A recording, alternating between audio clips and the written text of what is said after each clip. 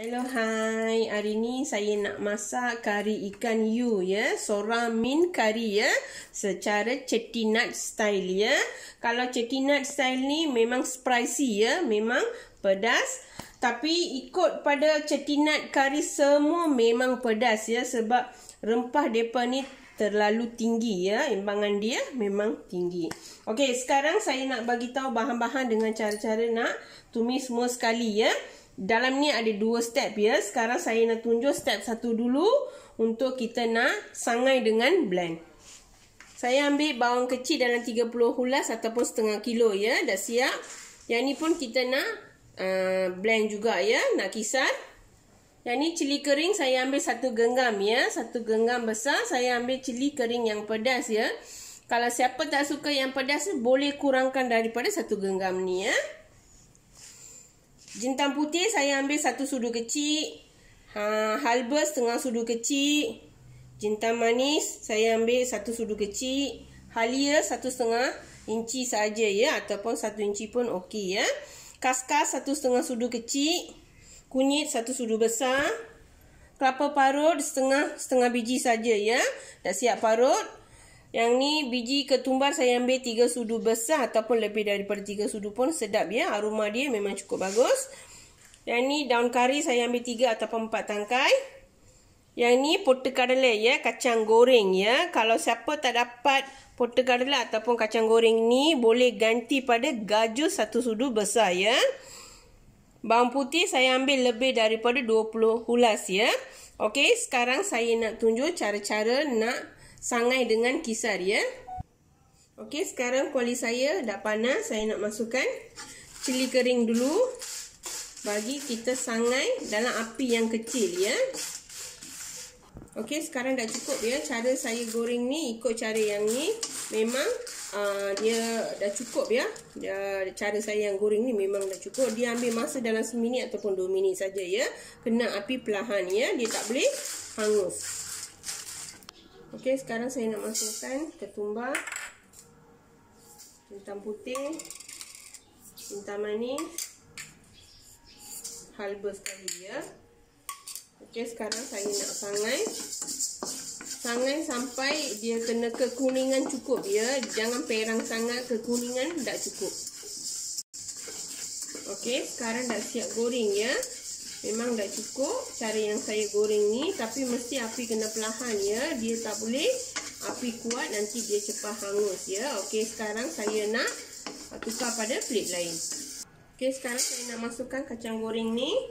Lepas nak masuk kacang goreng ni, kita sama juga kekuningan ya.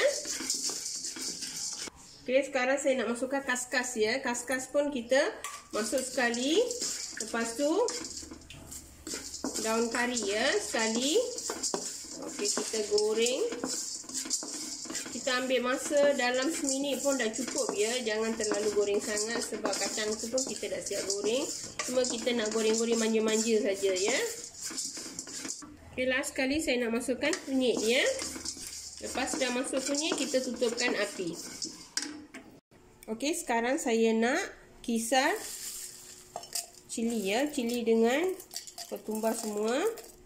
Biar kita blend tanpa air dulu ya. Lepas tu baru kita kena tuang sikit saja air. Okey, sekarang saya nak tunjuk dulu cara nak kisar. Okey, sekarang saya nak kisar tanpa air dulu ya. Okey, sekarang saya dah powder macam ni. Lepas ni saya nak tuangkan air sikit saja ya. Okey, supaya nak jadi paste ya. Okey, sekarang dah siap ya. Kita ambil paste macam ni ya. Dia tak boleh cair sangat. Kita sebiji kita nak buat macam giling dalam batu ya. Okey, saya gunakan blend ni grinder ya. Yang ni bukan blender. Yang ni grinder supaya yang ni boleh kisar tanpa air dengan masuk sekali dengan air pun boleh ya. Kalau siapa yang ada blender tu, kita buat pandai-pandai saja ya. Okey. Ini nak macam ni. Kalau siapa tak cukup air ni, boleh tambah sikit lagi lah ya. Okey, sekarang saya nak kita asingkan dulu ya. Sebab kita nak kisar semua berasing-asing ya. Okey, second ni saya nak blend kacang goreng, kunyit, kaskas dengan daun kari dengan kelapa sekali ya. Yang ni pun sama, kita nak blend jadi paste ya, bukan kita nak jadi macam cair sangat, memang tak boleh, kena jadi paste ya. Sebiji kita nak giling pada batu.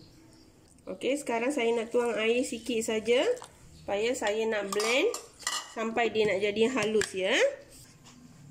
Okey, sekarang saya dah buat macam space ya. Dia tak ada cair, dia buat macam space ya. Kita ambil pun dia jadi macam space ya. Okey, memang dah cukup. Sekarang saya tukar pada plate lain. Okey, sekarang saya nak masukkan bawang putih halia dengan bawang kecil ya. Okey, yang ni kita nak blend tanpa air ya. Dia tak boleh gunakan air sebab dalam bawang ni memang dah ada air ya. Okey, sekarang saya dah kisar tanpa air ya. Sebab dalam bawang ni memang ada berair. So, sebab tu saya tak gunakan air ya. Dan memang dah cukup. Kita dah kisar dengan halus ya. Sekarang saya nak tukar pada plate lain. Okey, sekarang kita dah siap. Kita dah kisar. Yang 3 bahagian ini kita dah siap kisar. Sekarang saya nak tunjuk cara-cara nak tumis ya. Bahan-bahan dia sekali. Okey, sekarang saya nak tunjukkan bahagian 2 ya. Step nombor 2. Okey, saya ambil ketumbar dalam 1 genggam ataupun lebih daripada 1 genggam. Tomato saya ambil 2 biji besar-besar ya. Saya ambil, kalau kecil ambil 3 biji. Untuk ini kita gunakan minyak kelapa sahaja ya. Option lain memang tak ada, minyak kelapa sahaja ya. Kalau chettinad kari semua memang gunakan minyak kelapa ya. Asam jawa saya ambil 2 jenis ya. 1 tanpa biji dengan 1 biji ya. Kalau siapa tak dapat macam tu, kita ambil 1 jenis saja asam jawa dalam 1 lem besar ya. Lemon ya. 1 lemon kuning tu besar macam tu kita ambil agak-agak. Itu saja saya dah siap ambil air ya. Saya dah rendam selama setengah jam. Bendi kita ambil agak-agak, terpulang pada masing-masing nak berapa banyak. Yang ni halba campur 1 sudu besar. Daun kari 4 tangkai. Saya ambil ikan yu ya. Ikan yu saya ambil setengah kilo sahaja. Dah siap cuci dengan air garam dengan cuka. Terung saya ambil dalam 3 ataupun 4 terung ya. Kalau besar kita ambil 1 pun cukup ataupun 2 cukup ya. Saya ambil kecil-kecil yang warna hijau ya. Terung tu terpulang pada masing-masing ya. Nak warna apa pun tak kisah. Tapi kita ambil 1 ataupun 2 biji pun cukup ya. Okey, sekarang saya nak tunjuk cara-cara nak tumis. Okey, yang tadi saya dah goreng rempah-rempah ni semua, jangan kita cuci ya. Sebab dalam ni pun kita dah ada rempah apa semua. Just kita tuangkan minyak. Minyak tu agak-agak saja ya. Saya tuang dalam 3 sudu atau 4 sudu besar ya. Tapi saya ambil agak-agak sajalah ya. Okey, sekarang tunggu minyak ni betul-betul nak panas. Okey, sekarang minyak kita dah panas. Saya nak masukkan halba campur. Lepas dah masuk halba campur ni, biar masak dulu ya. Bagi dia masak. Okey, sekarang dah cukup masak. Terus masukkan. Okey, lepas dah masuk daun kari, masukkan rempah yang tadi kita kisar ya. Masak dalam minyak dulu. Dalam 1 minit, 2 minit. Okey, lepas dah masak dalam minyak 2-3 minit. Lepas tu kita masukkan bawang putih halia dengan bawang dia sekali ya. Bagi dia masak dalam minyak ni betul-betul kita nak masak ya. Nak hilangkan bau rempah-rempah yang kita kisar. Okey, sekarang saya nak masukkan garam ya. Saya gunakan garam bukit. Gaulkan sebati. Lepas tu tunggu lagi bagi dia masak dulu ya. Okey, sekarang saya nak masukkan air asam jawa ya. Lepas dah masuk air asam jawa, tunggu sampai dia betul-betul nak mendidih. Dia ambil masa dalam 10 minit ya. Okey, sekarang dah cukup. Sekarang saya nak masukkan tomato ya. Tomato dengan terung kita masuk sekali bagi dia masak dulu.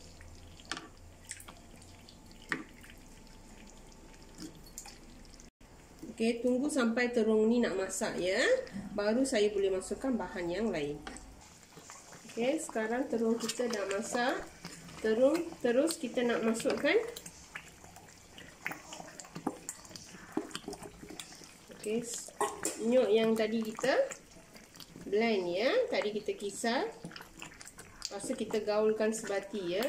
Kalau terlalu pekat sangat, boleh masukkan air sikit ya.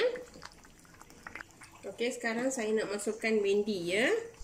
Lepas dah masuk rendi, tunggu lagi seminit. Lepas tu saya boleh masukkan ikan ya. Okey, sekarang saya nak masukkan ikan ya.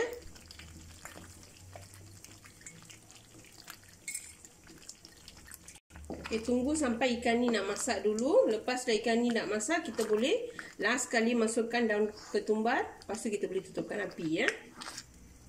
Okey, sekarang dah cukup. Last kali saya nak masukkan daun ketumbar ya. Daun ketumbar ni terpulang ya, nak banyak ataupun sikit, tapi saya bubuk banyak ya supaya dia sedap. Aroma dia pun cukup bagus ya.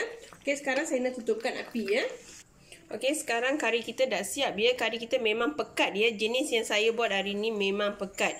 Dia tak cair ya. Kalau siapa nak suka cair, boleh tambahkan air ya. Boleh tambahkan air panas. Kalau tak suka ikut cara saya ni, boleh ikut cara yang saya buat ni ya.